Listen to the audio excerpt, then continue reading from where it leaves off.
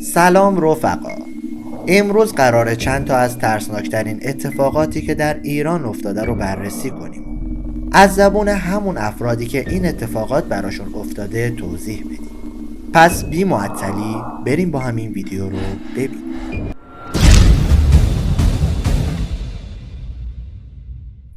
رد پا در برف. این داستان ترسناک ایرانی تو یکی از شهرستانهای غرب کشور بوده و تقریباً به سال 1310 مربوط میشه. توی روستا یه زنی بوده به اسم محبوبه که الان در قید حیات نیست و اون زمان بعد از فوت شوهرش ازدواج نمیکنه و هر 4 تا فرزندشو خودش بزرگ میکنه. کار محبوبه خانومم طوری بوده که صبح زود ساعت 5 از خونه میرفت و با چند تا زن دیگه کار میکردن. اما یه روز محل کار عوض میشه و با محبوب خانم شرط میکنن که فردا ساعت 5 صبح میایم دنبالت تا به محل کار جدید بریم. فردا دقیقاً رأس ساعت 5 صبح که برف زیادی هم اومده بود، در خونه زده میشه و محبوب خانم میره جلوی در تا بره سر کار. وقتی به جلوی در میرسه و همکار خودشو میبینه، در رو میبنده و پشت سرش راه میفته و چون برف زیادی اومده بود پای خودشو جا پای همکارش میذاره که جلوتر میرفته. یه مقدار که از خونه دور میشن میبینه جا پای همکارش داره بزرگتر میشه و تعجب میکنه. بدون اینکه چیزی بگه یا نشون بده متوجه شده به راهش ادامه میده تا اینکه جا پای اون شخص خیلی بزرگ میشه و محبوب خانم همونجا وای میسه و تا خونه با سرعت برمیگرده. وقتی برمیگرده کلی تعجب میکنه چون میبینه همون همکارش جلوی در منتظرش وایساده و میره بهش میگه داستان چی بوده و همکارش میگه خوب کاری کردی برگشتی.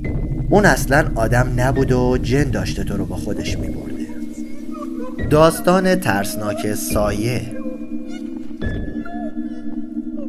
این داستانی که الان دارم براتون میگم داستان خود من بوده.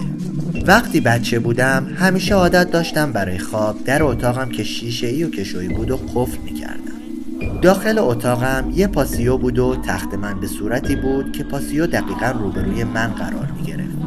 یه شب وقتی که خوابیده بودم این خوابو دیدم که سایه‌ای تو اتاقم افتاده که هی داره بزرگ و بزرگتر میشه. بعد من میشینم و یه دفعه شیشه پاسیو شکسته میشه و موجودی ترسناک به من حمله میکنه. بعد من از خواب پریدم و سریع نشستم و اصلا صحنه جالبی رو ندیدم. دقیقاً مثل همون سایه‌ای که تو خواب دیده بودم داخل اتاقم افتاده بود و داشت بزرگتر میشد. من با گریه به سختی در اتاقو باز کردم و از اونجا خارج شدم. اون شب واقعاً شب سختی برام. داستان ترسناک همزاد بعد. این داستان مربوط میشه به شخصی به نام محمد که 2 سال ازدواج کرده. بهتره که از زبون خود محمد این داستان رو بشنوید. این داستان ترسناک که میخوام برای شما تعریف کنم برای 10 تا 11 سال پیشه. پدر من نظامی و اون موقع توی خونه سازمانی زندگی میکردیم. همه چی از اونجای شروع شد که من یه جعبه از کاشان خریدم و این جعبه این شکلی بود که چفت جعبه رو که باز میکردی یه جادوگر شروع میکرد به خندیدن و چشماش روشن میشد. یه شب که خواب بودم دیدم صداش میاد و تا بیدار شدم صدای خنده قطع شد. فقط چشمای جادوگر روشن بود و بلند شدم و در جعبه رو بستم. خواستم برم دستشویی هم انتهای راه رو دست راست بود و از جلوی آشپزخونه رد میشد که دیدم جلوی آشپزخونه 2 تا حالت سمانند روی زمین با قد و موهای بلند مشکی وایساده که منم عقب رفتم و انگار لال شده بودم و نمیتونستم داد بزنم. برگشتم توی رخت خواب و فردا برای خانواده تعریف کردم که دیگه قرآن گذاشتن بالای سرم. دیگه چیزی نشد تا همین 4 سال پیش که با موتور داشتم می اومدم که یه دفعه یکی دم گوشم با دهنش صدا در آورد. اونقدر نزدیک بود و واضح که میخواستم با موتور بخورم زمین. زدم بغل و دیدم چیزی نیست. با اینکه فهمیده بودم دوباره خودشه راه افتادم. چند وقت بعدش تو خونه خواب بودم که در اتاق خواب باز شد. من نشستم رو تخت و خواستم برم در رو ببندم که یه چیزی 2 بار زد رو قلبم که انقدر واضح بود دستم و ناخواسته بردم بزنمش کنار که دستم خورد بهش و احساسش کردم و بازم همون صدا دم گوشم اومد. فکر کردم توهم زدم و اومدم پاشم از جام که دوباره 2 تا زد رو قلبم و در گوشم همون صدا رو در آورد. من واقعا نمیدونستم چی کار باید بکنم. چند روز بعد این قضیه که خواب بودم یه چیزی خورد تو صورتم که من از خواب پا شدم و دیدم صورتم خونی شده و همین جوری داره خون میاد. مادرمو صدا کردم و چراغو روشن کردم که دیدم مهتابی از جاش در اومده و کج شده. تابلوهای اتاقم همینطور و عکس خودم خورده و تو صورتم. از خونه زدم بیرون و رفتم پیش دوستم و ماجرا رو براش تعریف کردم.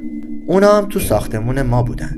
گفت بذار یه چای بیارم بخوریم حالت بهتر بشه. بعد از روشن کردن گاز نشکن ترکید و پودر شد که از ترس زدیم بیرون. بعد این ماجرا رفتم پیش یه کسی که بهم معرفی کرده بودن. اون گفت که همزادت داره اذیتت میکنه و همزاد خوبی هم نیست. سعی کن ازش نترسی که کاری هم باهات نداشته باشه. رسید به روزی که پایین خونه داشتم سیگار میکشیدم که دیدم یکی میزنه رو سیگارم تا خاکستر سیگار بریزه. 2-3 بار این کارو کرد. فهمیدم اونه و هرچی از دهنم در اومد بهش گفتم. هرچی گفتم خودتو نشون بده چیزی نشد تا همین چند وقت پیش خواب بودیم که از سمت خانومم همون صدای ترسناک و قدیمی اومد، ولی من توجهی نکردم و خوابیدم. در زدن بی موقع.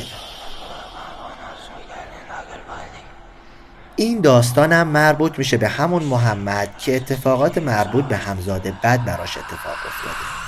بهتره که اینم از زبون خودش بشنوید. این اتفاق برمیگرده به 21 اسفند 1402 که زودتر از همیشه از سر کار اومدم و خواستم تا خانومم میرسه یه استراحتی بکنم.